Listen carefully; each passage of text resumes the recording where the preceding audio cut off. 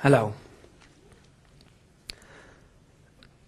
Who of you likes birthdays? Please raise your hand if you do. Who hates birthdays? Because you're getting older? I know it happens. So I invite you to my 18th birthday. That's me. And I'm smiling because of the morphine. So if I were to give this picture a title, I would say, this is being alone in the light. Why? Well, I was suffering from cancer.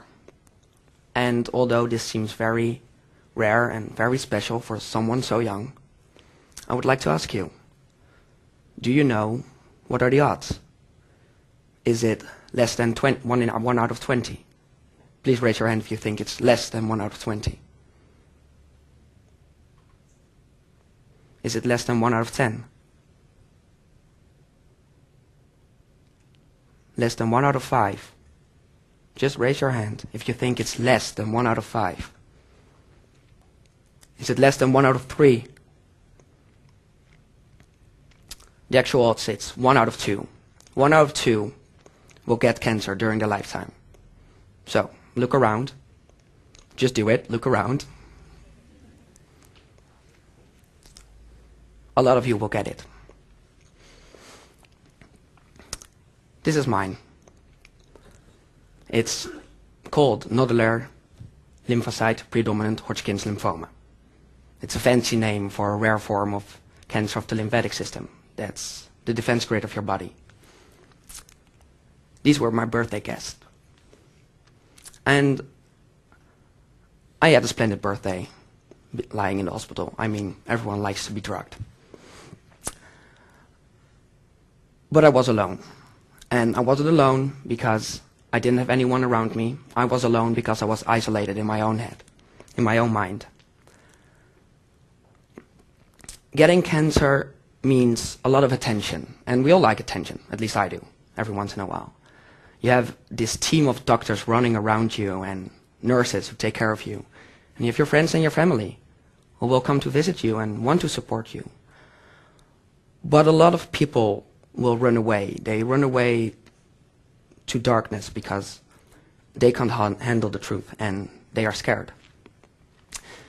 It's not like this picture comes running out of a printer when you go to the hospital. First you have a bulge somewhere. Maybe it's visible, maybe it's not. For me, I had a golf ball in my armpit and I had to go to the hospital to get it checked out. So you will get a physical exam and then they will poke around with needles without anesthesia and they will use a contraption that looks like a staple gun to get everything out. And you will bleed a lot of times.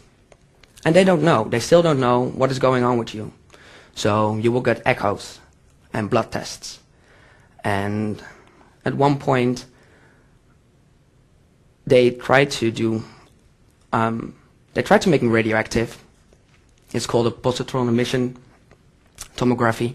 And what they do is they put radioactive material in your body that binds with active cells.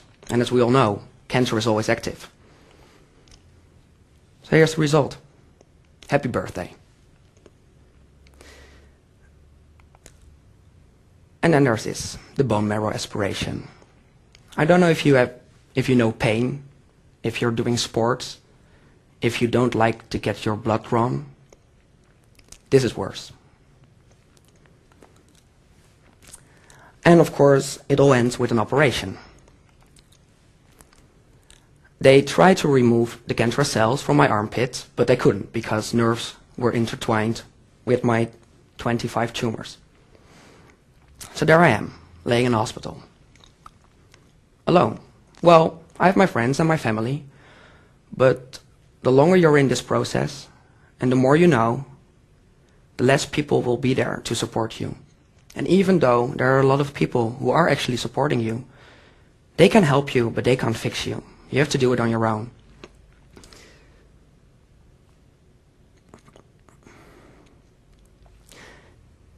Imagine that you're laying in this bed after your operation, and you just turned 18, and your little sister, age 12, comes up to you and asks you, well, are you going to die? and you don't know what to say because you don't know and they don't know. So here we are again. Living in a hospital is not what I did. I got to go home after every operation, after every test. But even though when you're home, you're still being hospitalized. You can't do the things you love to do. Your life is on hold, and everyone else just keeps going. And that's okay. But it hurts. It hurts that people act like you're already dead, that you already stopped living. It hurts that your parents who love you so much, and your sisters or brothers or whoever family love you so much, that they don't dare to fight with you anymore. That they're being super nice. Because if your family is, well, treating you very nicely, you know something is wrong. We all know brothers and sisters fight. We didn't. And it hurts telling your parents, well, maybe it's better if you're not going with me to this bone marrow aspiration. They wanted to, and then they didn't.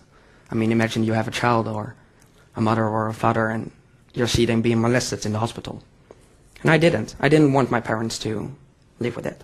Of course, they visit me afterwards, so that was okay.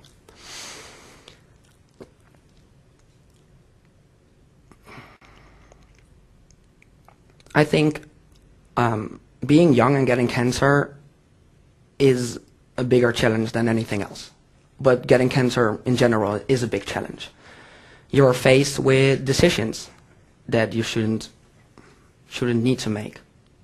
Do I want to have kids? Should I have my sperm frozen in? Or do I want this operation? Do I want this line of treatment? And you're left with a lot of questions. Everyone's left with a lot of questions.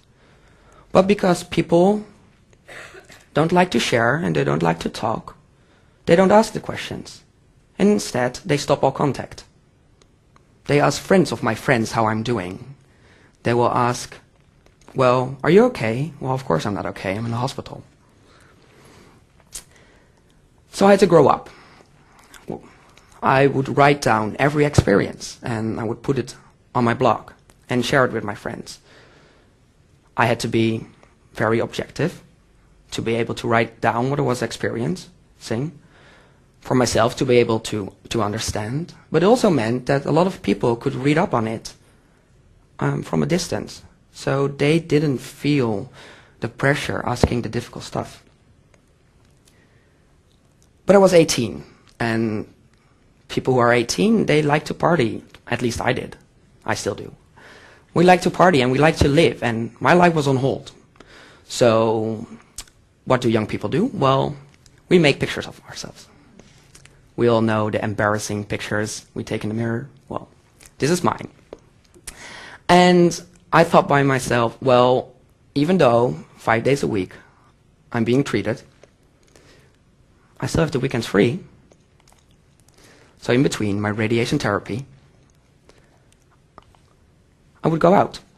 I would go clubbing, dancing, all night long, every Friday, every Saturday. And my parents were worried, of course. My sisters were worried. My oncologist, well, he was worried. And the hematologist said, why? But my radiotherapist, they all said, well, you need to rest during the weekend, but that's like physical rest. Doesn't mean you can't go enjoying life. Sounds like a solution, right? So, you're going clubbing with these marks on your body, and people will ask you, why do you look like an Indian? Why do you look like someone who has tribal marks?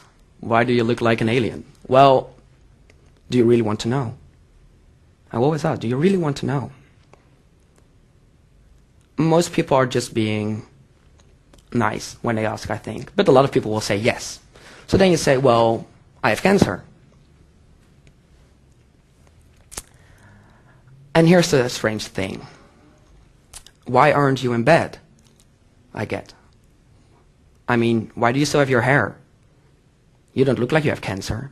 You can't have cancer. You just want attention. So even though I was trying to get my life better, a lot of people would still use their own fears to hurt me.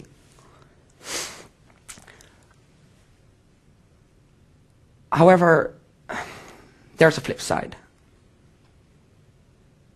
I stopped caring about people who don't love me. I stopped caring about people who wouldn't overcome their own fears. And I think it's a problem with subjects as touchy as this. But as you know, 1 out of 2 will experience what I've experienced. So people have to start caring about it. What happens now? Well, 2 days ago, I was in the hospital and I got the news that I'm now officially 2.5 years cancer-free. This time to thank you. It's another accomplishment. I actually only got because I'm living healthy and enjoying life and laughing a lot. And also means that I don't need to go to checkups every 6 months, but every year. Does it end here? Unfortunately not. A lot of people think cancer as the flu, but then like a really bad flu. So you get sick, and then you get treated, and then you're better. But they couldn't be more wrong. Cancer is now officially a chronic disease, and a lot of types of cancer are actually chronic. So they will return, and you will be in the hospital again, and you will endure every pain and all the fear again. For me, my form of cancer is a 1 out of 10 million chance to get it, and that it returns. That's nearly perfect. A near 100% chance that it will enjoy being in my body again. But if that was everything, then, well, you would just go to the hospital again, and that's okay. Well, it's not.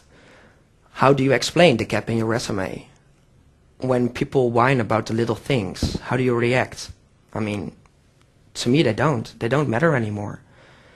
How do you react to people who think life is hard and